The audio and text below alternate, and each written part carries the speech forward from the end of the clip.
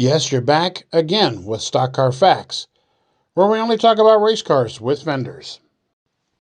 And by the way, we are AI free here at Stock Car Facts, because I, your award winning host, Kevin Schwarzy, know how to pronounce people's names. Anyhow, one of the most iconic families to run race cars with vendors is going to be on today, and that's through Ritchie Petty, who'll talk about his Cup career, why they drove Fords, and being right in the middle of Jimmy Horton and Stanley Smith's horrible wreck at Talladega in 1993. What about it, Burgess Meredith? Well, there's some very beautiful things here. So your ARCA days are over, and you guys go run Cup. What was with the Ford deal? Well, what happened was we run 91, 92 with the ARCA, and Daddy said, hey, we're spending all this money in ARCA. It's the same amount we could go run Cup and make a little bit more money. You know, and he was, I think he seen that I had some experience, and he was comfortable with my experience a little bit. And so we decided, all right, we'll just we'll go run some Cup. Well, Norman agreed. You know, he was big with Ford. He's putting all the bodies on for Ford. Good guy. And the Rahilly, they were running a Ford over there, so we could get more help from people. You're right, the Carolina Pottery. Yep. Right, but we could get more help from people we knew, and then Ford was willing to help us with letting us come test with them, and just give us different stuff. We just had a better deal. But Norman, he put the body on that car, and we had to see. We had access to with their engineers and stuff too. When we went and tested the aero guy, I'm trying to think of his name. Dang it, I can't think of his name. But he was a good old feller. But he helped us a lot. And but we got more help through Ford. Pontiac, I got a little bit of help from Pontiac running ARCA and Sportsman. They helped us a little bit, Pontiac GM, but not a lot. We gave some engine parts and things. We got more stuff from Ford. Yeah, because they're Michigan homeboys. Yeah, but anyway, we took them old ARCA cars, the same ones you've seen. They were Pontiacs. We cut the bodies off, put Fords on there, remounted the Ford engine plates and all that. And we went to Talladega in 93. 93, yeah. That's your best finish, too. Yeah. And yeah, well, me and Mark were talking about that the other day. And what helped us with that deal, we run good and stayed out of trouble and run with some good guys, but they didn't have a lot of cautions in that race. So it kept everybody bunched away. You know, you didn't have that big pile up. And we went back to Daytona in 93. And I think you guys talked about that in your broadcast. You guys were running real decent. Yeah, we were running, but we really ran good. 93 Talladega, the first one, I ran okay, but the main objective of that race was to finish. To get some time in, to get finished. So we run along back there. I run back there with Harry Gant and Darrell and some others, and maybe Stanley or Rich Bickle and different ones. And we were in the second draft, and I went down a lap. That's respectable. No, it is. I mean, that's great. Our game plan was to finish the race. We went to Daytona. Same type deal. We knew it was going to be tough because that was back when you run 1 o'clock in the heat of the day. Racetrack's different than in February. February, it's more of a horsepower race. The July race used to be a handling race because it was so much slicker. Well, we didn't run bad. We run okay. And then I think I broke something. So we didn't finish that. So we went back to Talladega in August. And Daddy was like, all right, it's time to go. You've got your 2 finishes, or we got the experience. 2 fastest tracks. Let's do it. We gotta we gotta go. So that was the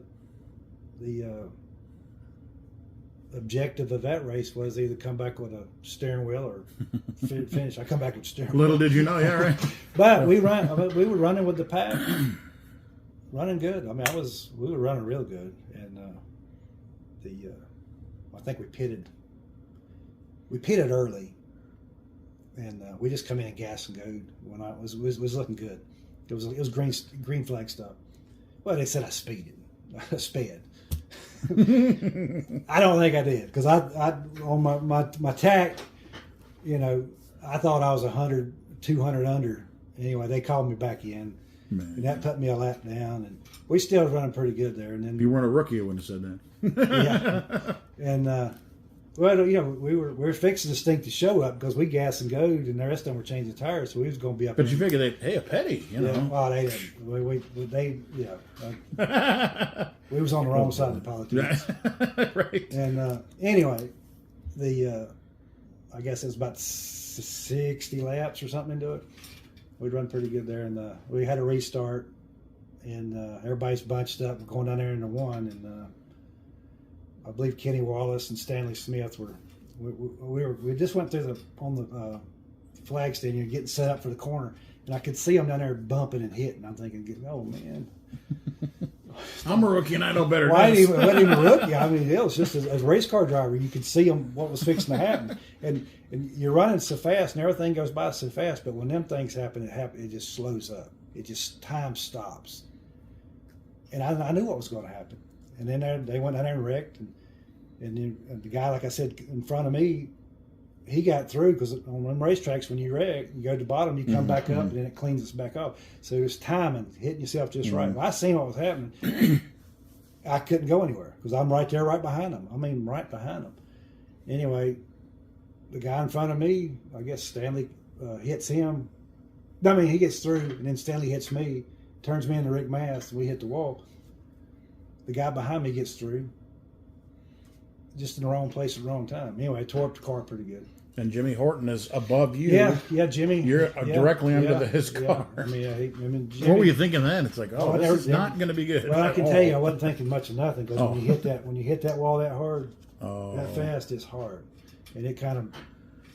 The next thing I remember hitting, and then down there on the bottom of the race, I guess it knocked me out or whatever. I was going to say, but I didn't know if I. Honest to goodness, when I finally figured out what my senses were coming back, I didn't know if I was dead or alive because it was black. I couldn't see anything. And all of a sudden, my vision it would come back a little bit, and then next thing I know, I started smelling the smoke and this and that, and then they're trying to get me out. But Mark and Timmy, they thought I went over the racetrack because when I hit so hard, it busted the radio cable. And I couldn't communicate with nobody.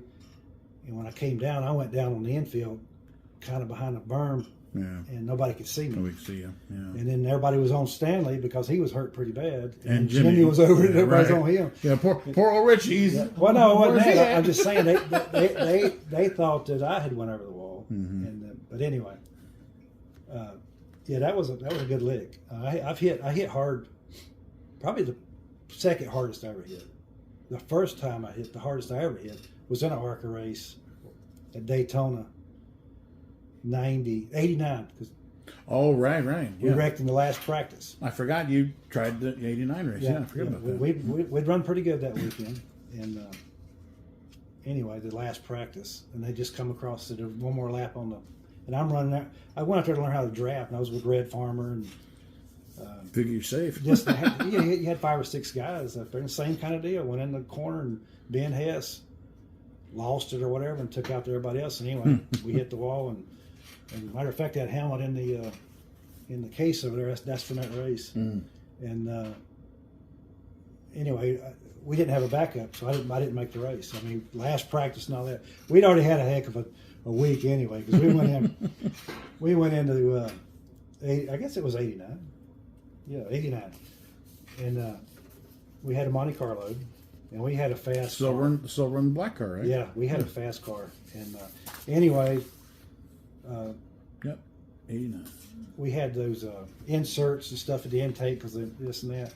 Yeah, sorry, 90. Yeah, 90. Okay. Whoops. And everybody's running it. Right. We know what this one's running and this one's running because we know what everybody's running. Well, Bob Loga. There's a name. Woo! He wow. He come over there and just started cussing us and this and that. And said, "You can't run that." Blah blah blah blah blah. Okay, well, everybody else is running it. Well, no, they're not either. That's it. The whole deal was we had a spacer that wasn't welded to the intake, and that's what he didn't like. Mark Martin at Richmond. Yeah. So he commenced to tell us we couldn't run, so we didn't qualify the first day, and we were fast. Patty Maurice ended up on the pole. Yeah. She run pretty. I don't know if we'd have beat her or not because she made a good run. But we were running out there 195, 196 easy. I mean, we was just no effort. I'm a rookie, never been to Daytona. Yeah. Anyway, they had a little. He told us we couldn't do this that day. He said, "Well, we ain't got to run your show." So we packed up and we pulled out, and then we was all in the newspapers that weekend. Petty's leave Daytona, throwed out for this and that. Well, anyway, Jim France, he called Daddy and told him, "Hey, y'all come back." He said he talked to Luga, and he said that we could come back if we took one spacer. Who talks to Bob Loga? God, who wants to? Well, I didn't. Dear Lord. I'll get into that in a second. But anyway, we went back and we took off one of the spacers, and I guess we went out there and qualified 189, 190. Run, second day qualifying. And we were going to be pretty good. But anyway, the last practice we got with the veterans to draft with, because I had the first time I'd run with anybody, because I'd been out there doing single car runs. And I was running in the back, and they just come across. It's getting dark. One more lap. We're going to shut down practice. It's always one more lap, isn't it? It was. We went off into one, and then they wrecked, and then hit the wall, and that was the end of it. But with Bob Loga, he was a tough nut, and he was that old school. Yeah, he was, but big time. That's the people we grew up with, like that. Right. Difference was he wasn't no old Southern. He was a Yankee. Yes, he was. It sounded a little more harsh with him. But anyway, no, we got along good with him. But after we started running a few more ARCA races and all that, and he seen that, hey, y'all ain't just coming in here and trying to take our money. This and that, and take all the, because he was. I'll tell you what, he was loyal to his guys. He was the regulars, and I had to admire him for that. He was loyal to the ARCA regulars, and he didn't want people coming in there and taking away from them. And then once he seen that, we did a few races with him, and we were loyal in '91 to, I think we were around 5 or 6 races, and he was okay with us. We got along good with him. And then we went to Topeka, and then he really liked us then because he didn't have a lot of cars going out there, and he needed some names to help push it. And I think Clifford, he went out there, and we went out there, and that was Clifford's last professional stock car race too. Yeah. And Bobby was we left honorary starter. We left Topeka, and Clifford was driving that old box truck, van truck, and I think he was smoking a Marlboro or whatever. And he said, "We'll see y'all at the next one." And then he went to Michigan, and we never seen him again. So that was kind of a tough. We were getting along good with the Allisons during that time. That was fun. Would you say? I would say, arguably, sadly, that might be your best known thing in racing, good or bad. Was that Talladega wreck? Probably because it was such a spectacular wreck, and then I was just right in the middle of it. But it, I tell you what, it did though. It and most people don't realize this. We were doing pretty good, but that. Financially, we never recovered because that took a car and the engine from us. Because you went to Michigan, didn't make the race. Right. I noticed you got back on the horse. Right. No, we come back. We did. See, the deal with Michigan, though, we run really good there. Richmond, yeah. But see, Richmond, we run pretty good. But let's go back to, and then, let's say, I told you a while ago my timing was off in racing. Yeah. Well, when Kyle Petty started, hell, he could be 2 to 3 seconds off the pole and still make a race because there wasn't a lot of people in the races. We were trying to make races. There was like, Daytona would be 70 people trying to make a race. Mm-hmm. You go to Michigan, it'd be 50, 60 cars. Mm-hmm. Well, we showed up at Michigan, with the Cup side. We felt pretty good because I run good in an ARCA car, and I thought we'd run pretty good. Well, we were running along there. We run some respectable times. We was running good, and I just couldn't. As a rookie, you got to get that extra for qualifying. I think we was running 20s or something, and I just couldn't get over it. Well, we ended up just missing the field.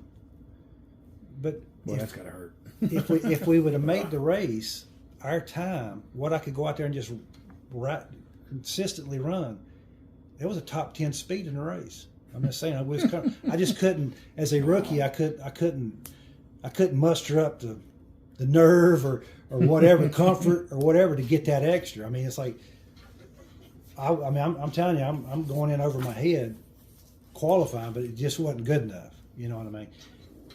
So yeah, we went there, and the same thing with Richmond. I did the same thing there. We were good, run some respectable times. It's just qualifying, I just couldn't muster up that extra because remember we got one car. If I wreck his car, we're done. Right. I didn't have a backup. I didn't have people back here in Double Cross building cars, so I had that in the back of my mind because financially I'm in on it, mechanically I'm in on it. We wrecked the car. There it goes, Yeah. So in the back of my mind, I don't want to wreck the car, so I don't want to go. It'd been different if I was running for somebody else. I just go off in there and just take it on in there. But Michigan, that hurt because we done made 3 in a row Cup races, and I just missed that one. And then, but that was only a couple weeks after the Talladega race. Yeah. So So yeah, it was. We got to go back. Yeah. Well, and we were looking forward to that. And so anyway, we. The 94 Daytona race, they come with the radial tires. 94 Daytona. We went to Daytona, and we run pretty good there. But we had Hoosiers. Yeah. And we had Goodyear's running at the same time.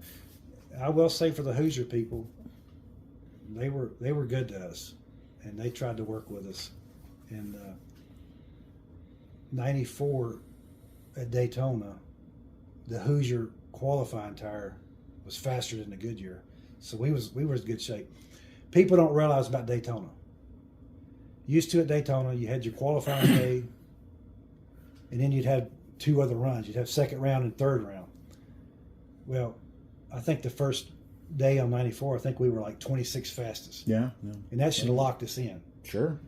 But then you take somebody like Earnhardt and Childress, they take their engine, which sets maybe second or third in fastest.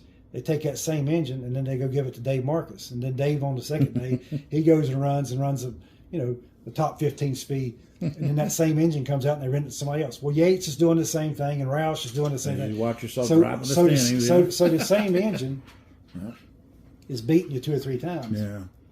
And that goes on for 2 or 3 of them big guys. Well, anyway, by the time the 125 start, 32nd fastest, right? Well, we still felt pretty good that we were going to get on in the race because we were running good. And so that morning, Neil had got killed a couple of days before. I mean, Thursday before, so the week before. And then Rodney Orr got killed Sunday. So everybody was panicking, and they thought it was a tire issue because they were on Hoosiers. So we had an emergency drivers meeting that morning. Everybody, and is that where Rusty got up, kind of? Yeah. Oh, it was pretty intense. And you're thinking about a rookie, and you're sitting there listening to the veterans that are up there scared, and you're thinking, what's going on? But anyway, they told us we could run Goodyear if you wanted to, no penalty. You could switch before the start of the race because used to whatever you qualified, you had to start. Right. And so they said no penalty. So we said, okay, well, if there is a problem here. So anyway, we put them Goodyears on. Made a couple adjustments on the heights to get it right. Didn't make no spring changes. Didn't make no shock change. Oh my goodness, that car took off. And we were running good, and I think at one lap there we were actually running. You had your lead group, and then we kind of separated, and then we was coming back. And I think we'd run one of the fastest laps down there, just my group catching the other group. Anyway, we caught back up with that other group. I think we'd run a lap close to 200 mile an hour just by catching them on the draft, just right. But anyway, I got up there, and Bobby Labonte was in the 22 car. We'd raced with Bobby through the years. We ain't got a problem with him. And anyway, we went off into. He'd had some backing from your dad for a little bit, did he? Yeah, Daddy. We got a good friendship with the Labontes, and so I didn't think anything about it. I mean, we're running together, and I think sitting there. I'm trying to get just settled in and ride because I want to get to the end of this race. We're good. And I want to make the field. yeah, that's what I'm saying. Is, all you had to do is run 15th. Yeah. I'm sitting here running 10th. Yeah. So I'm good. And the car is better than me. That's what I'm trying to tell you. Yeah. But anyway, we went off into 3 or 4 there, and there was about 12 laps in the race or something. So I'm not really thinking much about it. Anyway, you come off of 4, and there's a little bump. Anyway, I guess when I hit that bump, it turned the car a little bit. Well, Bobby's behind me. We're so tight. He hits me. Well, that's fine. Well, I get it back straightened up, and then he hit me again, and then that set me That was it. And then that set me down the racetrack. I'm already, them cars are so light in the back anyway because you're trying to, be as fast as you can. But anyway, I went spinning down the front stretch and missed the wall by like that. And I think I was the first car to use the roof laps, and in competition. You're infamous. Yes, talk about I guess that's another claim to fame. But we tried to come back into the pits, and because I'm on the front stretch, I had to go all the way around. I went into 3, and the tire blowed because of all the flat spot. There goes the fenders. And it took everything off, so we come in. But the good thing about that, when we come in, man, Junie Dunleavy and all these guys, Butch Mock, all these guys that we've been racing against, they come over. What do y'all need? We're gonna get y'all in this race. Y'all, whatever you want on our truck, come get it. Y'all, wow. You boys, y'all work too hard. And at the top, I think at this point they took 10 speeds. Yeah. I think we were 11th because they had a big wreck in the second 125. Timing again. Again, timing. Well, the next year at 95, they bumped up 2 more provisionals, right? They took away 2 speeds, so it was 8 speeds, right? Well, and you were running. Well, we were running good that race. We was running really good. I mean, I'm up there running and beating and banging with them, and we had a restart, and the ignition box went out. By the time I reached somewhere and flipped and got the ignition box flipped, Yep, they're gone. they're gone, and then we're going. We never had another caution. So I sat back there. But we were 9th fastest overall speeds that race because they went to 8. You see what I mean? We missed it by 1 for 2 years in a row. But, because you set the Daytona 500 qualifying, 1 and 2's locked in. Mm-hmm. And then you took the top 15 cars or 14 cars or 28 cars, 29, 30 with the pole. So then you had your 10 speeds, the best speeds of the week would fill the field, and then you had your provisionals. Well, we were good, and just never could get lucky. I mean, I'm telling you, our racing career or my driving career. Wrong place at the wrong time, kind of. Well, yeah. I mean, we had some great times and some good things, but just a little nudge, a little help from this cat or this guy, man, we would have made it. But like I said, we never recovered financially from that wreck in Daytona. At Talladega in July there, because that took out. It had 2 cars, and they were old ARCA cars at that. And so it took one away. So we took our intermediate car, and I turned that into a speedway car for 95, or 94, 95. And I think we ran Daytona in the Pepsi race there in July, and that was the last one I made. So then you do that truck race for Rosenblum? Yeah, like I said, we were building the Dodge engines at that time for the 43 team. And we were going to Homestead and to tune the engines. Well, the day before we left, Bob Rahilly called me and he said, "Hey, I need a driver. Something's happened to my guy, and I need somebody to drive the truck." And I said, "Sure." So I just packed my helmet and fire suit and showed up down there and jumped in there, and we had a pretty good run. I mean, I think we ended up running 17th, 15th, something like that. 17th, yeah. 17th. But the funny thing about that race was they had, I think, instead of having halftime, they didn't have a lot of pit stops. So you had truck racing at that time. You had halftime stops to put tires on, Then they went, this particular race, because you're running so fast at this track, they had quarter stops. So you run along there and they have a mandatory caution. You come in and change tires. Well, low budget team with that deal, we just put them on at halftime. So I run 2 segments with old tires, and like I said, if I'd have been a little more had tires and them stops, I could have run a little better. But also too, if I had another race or two with them guys that said just one, I'd have run a little harder, and I think I'd have been a top 10 real easy. So, but then that was it. Well, yeah, nothing after that. Yeah, I went to did the that fall. I went and run a land speed record at Bonneville. Okay, There's like a stock Cummins diesel truck that went out there and run that deal and set a class record for them. So I was the only petty to ever run Bonneville.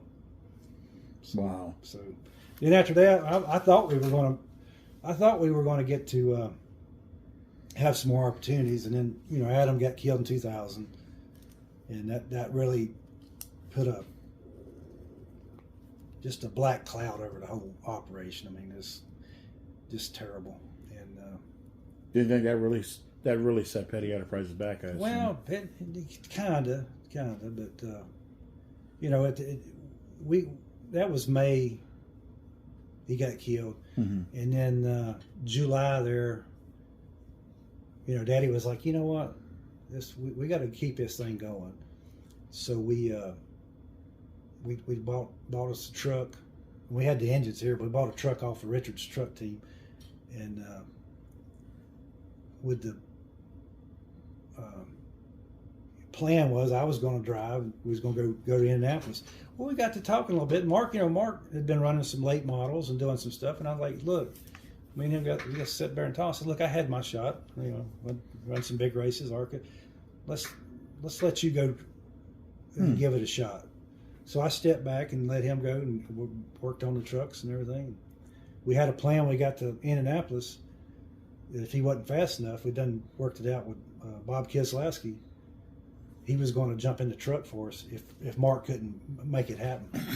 Well, man, we went up there and Mark, he put it on. I mean, he qualified good. And like, all right, we good. Bob come over and said, I think y'all are all right. I think Setcher was driving for them at the time. Yeah, I think you're right. But anyway, he was going to help us out. But anyway, Mark did so good. We went back to Nashville, and we went to Chicago, and we went to Texas. I think he ran 10th at Texas, Mark did. And then we went to Fontana. And we had a good run with him in Fontana going, and then we pitted too early, and then they had a caution and got him a lap down. I think he ran 11th or 12th there. Again, we was looking pretty good, and then it was kind of run out of money. And then Tex and Mike Powell come along for Daytona 2001, and we kind of went in business with them for a couple of races and showed up at Daytona with them. Mark driving, we was doing the engines, and they were doing the car or the trucks. And I think they started the race. Again, the veterans up front wrecked in front of him. He got caught up in their mess. So that kind of put us out of the business. And I think our last race is we took a 2001 right before Richmond. And had Rick Corelli come drive for us. We went to Richmond. I was running real good with him. We had a top 5 going, and I think something broke in the back. And anyway, put us out. But that was our last truck race. So you turned the mechanical side, the residential rental side, and that was it, huh? We just hanging out and doing our deal. I mean, we never quit. When we went on and did other things, but more behind the scenes. But we've always had our race shop here. And we've helped local racers, and we've done, we're just not in the spotlight, and we're good with that. But you're fine, right? Yeah. But now that you're doing Petty Brothers, you're back in the spotlight. The Petty Brothers, yeah, that's to keep our stories relevant to our kids and whoever else wants to listen in on it. But, hear that, fans? Petty Brothers Racing on YouTube. Go check them out. It's like I say, it's very entertaining, very informative. But we enjoy doing it. And, I mean, we tell some stories because our legacy goes back to not only our grandfather Petty, but our grandfather on our mom's side, Ken Myler, he was a big time mechanic through the years, probably one of the best ones to come along. So we can tell his stories. And grandfather's brother Julie, and he won a lot of races in the convertible series, and Mark. So we try to keep them. We try to keep them all the stories that we know, and different ones come in here and tell. So we try to keep the whole thing going. Let's see, 75 years or more of Petty's is more than one guy. Oh, sure. There's a bunch. I mean, there's a bunch of us. I mean, and I like the fact that you guys actually find stuff. Right. You know, just start talking about it. You say, well, here I found this, and here we're digging through that, and you show it, and then talk about it instead of it's important to us to try to keep the stories as accurate as we can. You know, straight from the horse's mouth. A lot of people will embellish and make up stuff, but we try to. If we don't know it, we'll tell you we don't know it, and we'll have to find it. But I'd rather not talk about it than make up some bull, because this is about preserving history. Guys' stories are so cool. They're better than the bull, I think. Well, yeah, but I'm saying it's about preserving the real history. Sure. And if you watch us, and we'll tell each other, hey, no, you're a little confused on that. No, you need. Yes, you will. And we don't mind. Yes, that's. And then it's like, oh yeah, you're right. And usually the person that's getting it wrong will concede. Right. Usually, and no, you're right. That's how we've always grown up, and now we're just old men together. And and yeah, we don't mind being corrected, because everybody can be wrong. But our deal is, like we've said, and we tell people, because people write in, oh, you did this wrong. This is how we remembered it. This is our stories. And you mentioned that on camera. Yeah, I don't remember seeing you up at Christmas. Right. I don't remember being back here in the shop and grandfather giving you hell. So, this is how we remember. This is what's in our minds. And sometimes the stuff that the fans know, it ain't the whole truth, nothing but the truth. And then we got to kind of keep some of it to ourselves. Well, sure. Some of it's a little personal, but yeah, we enjoy doing it, and it's really a blessing that me and my brothers can get along. Yeah. And continue this. And you guys are still here. Not to sound. I've lost my brother, and so you have two left. Well, we try to share it. To keep grandfather and daddy's name relevant, and Richard and Kyle, whoever. I mean, it's like I said, it's bigger than one guy, and we know it ain't about us, but hey, we were brought up in it, and this is what we sing. So. Now here's a weird segue when you said it like that. You said it's not about us, but I am going to I'm wrapping up the show here, and I am going to make it about you with this last comment. I usually wrap up my shows and my interviews, and I ask people how they like to be remembered, but I'm going to kind of preface it to say I think I'm going to tell you and see if you agree. Yeah, okay. This photo right here, I don't know if you remember this. This is from September '92. Yeah. And I went down with the Bowsers. I mean, Jack allowed media member to go with them. Oh my God, that's like a miracle. Well, Detroit to Texas is a long way. Yeah. And they were only in Ohio, a couple hours away from Springfield.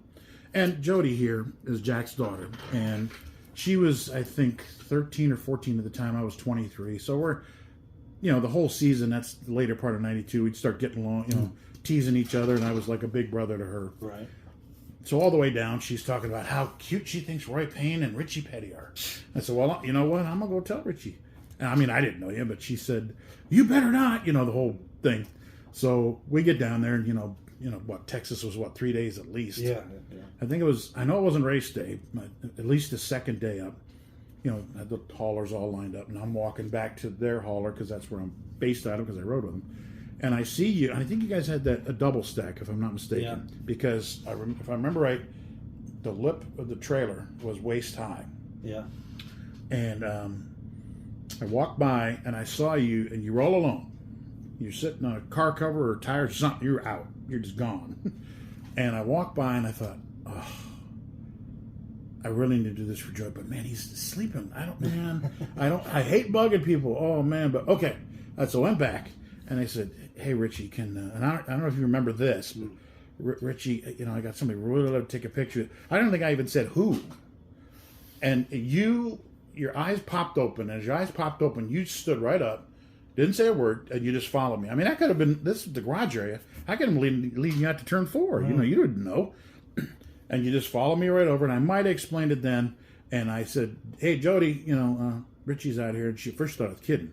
Well, then she comes out, and we get the pictures. And I don't know if you guys talked for a few minutes after that or not, but as you can tell by the look on her face, she's ecstatic. And that's the way I kind of like to remember you, as just a generous guy that didn't even you didn't know me.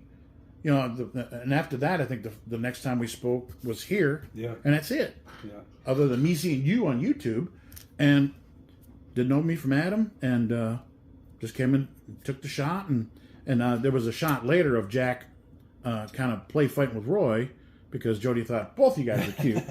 So you know how Jack is. You know, he's okay, Jack, you got a lot of talk. But anyway, you know, teasing Roy, hey, leave my daughter alone. So I don't know if Jack gave you any guff, but she has since passed away. She had some real tough times in life, but I hate to hear that. she was on cloud 9 all the way back. But of course, I had to still tease her about stuff. But anyway, that's. But the Bowsers, and like I said, I didn't know who I was getting a picture took with her at this time, but was Bobby Bowser was racing at the time? Yeah, Bobby was racing at the time. Yeah, He won the title that year too. Yeah, he was a good racer, and we had we got along good with that crowd. Yeah. And I had nothing but respect for those folks, because they were a real racing family, and when you got past the crust, they were. I wrote his book. I'll give it to you before I leave. We had some good times. I mean, the whole crowd, because they'd bring a bunch of people, and it's just just good people. Yeah, they brought the whole town of Springfield. Yeah, it seemed like it. I mean, it's always a group of them coming up and say, "Well, okay, well, we're with the Bowsers." Like, oh, okay. And then there was a few of them that every race we went to, they'd come over and want to talk to us, and we got along good with them. There's a bunch of people. I mean, in ARCA, and that was, like you said, in time, you think this is a stepping stone to get to where we want to go. But we didn't realize that was the time of our lives running ARCA, because, like I said, great way to folks put that. like these, the Bowsers and people, just good people. I mean, with Allison's, we got with Clifford, we had such a great time that year with them, and just different ones of them, and you know. And you guys weren't just coming with the Cup conjunction races. No, you guys were going to Texas. You're going to Topeka. Yeah, you're going to standalones. Yeah. But you know, like you said, our family, we understood that you know, the racetrack business is where you make your money at, but the fan side, that's what keeps the racing business going. So that's where you make your friends and your family. Right. But so when somebody comes up and wants a picture or an autograph or something, yeah, you take the time and you do it. But I mean, I woke you from a sound sleep. No, I know that, but I'm saying that's part of the deal. Yeah. And you got to take care of. Not with some of these guys anymore, it ain't. Not today, it ain't. That's what I'm saying. They lost where it's at, but we know where it come from. We've seen the beginnings as far as our family, and that's the way it was and was taught to us, was respect people and do things. But you know. So that legacy's all right with you then? Just remembering your selflessness at the track there? I'm surprised that I am, because I can be a real son of a gun too, you know. Catch us in our worst days. But yeah, I tried to be really good, because I knew I've been that kid on the other end of an autograph and people. Well, look at that smile there. That looks like a genuine. But I've been ignored by people. And I know how bad that feels. So even to this day, we try to. Me and my brothers, we try to make the guy from sweeping the floor to the most successful crew chief. We treat them the same. Yeah. If you look at that in life and you treat everybody like that, you won't go wrong. Yeah. You know? And it goes back to the good Lord.